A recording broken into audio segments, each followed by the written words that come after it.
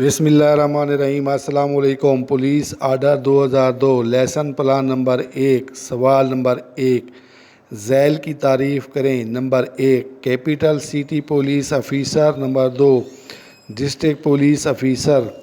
جواب: number 1 capital city police officer CCPO۔ Capital city police officer سے مراد کسی کیپٹل سٹی ڈسٹرکٹ عمومی پولیس علاقہ کی پولیس کا سربراہ ہے، جو کہ ایڈیشنل انسپکٹر جنرل کے عہدہ سے کم نہ ہو اور آرٹیکل نمبر 11 پولیس آرڈر 2002 کے تحت مقرر کیا گیا ہو۔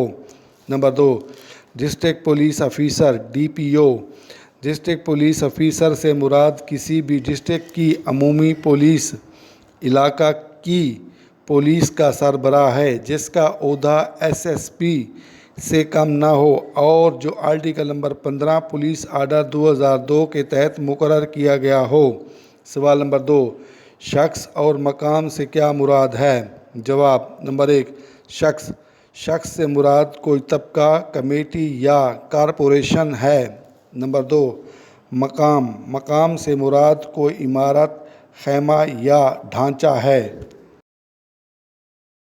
خواہ وہ مستقل ہو یا عارضی، کوئی علاقہ خواہ کھلا ہو یا بند۔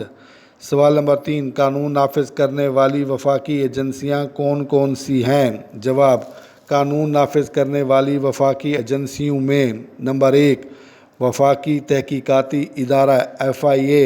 Number 2 Pakistan railway police PRP۔ Number 3 anti narcotics force ANF۔ Number 4 Pakistan motorway یا highway police PMP۔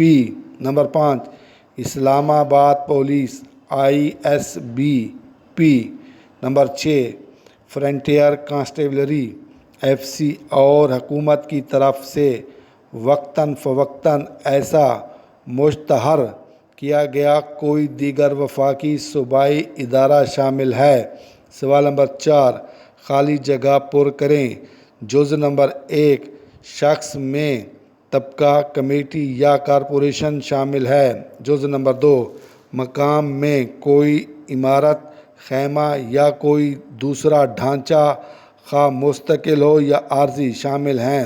جزء number 3 مجموعہ قوانین سے مراد ضابطہ فوجداری ایکٹ نمبر 5 1898 ہے۔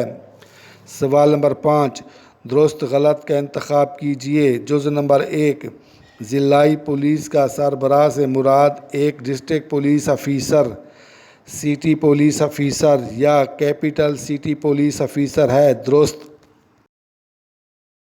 جزء نمبر 3 چھوٹے عہدے سے مراد HC ہیڈ کانسٹیبل سے کم درجے کے پولیس اراکین ہیں، غلط۔ جزء نمبر 3 ضلع سے مراد مقامی پولیس کے قانون کے تحت مشتہر کیا گیا ضلع ہے، درست۔ نمبر 6 درست جواب کا انتخاب کریں۔ جزء نمبر 1 ضلع پولیس آفیسر کا سربراہ کون ہوتا ہے؟ جواب: ڈسٹرکٹ پولیس آفیسر DPO۔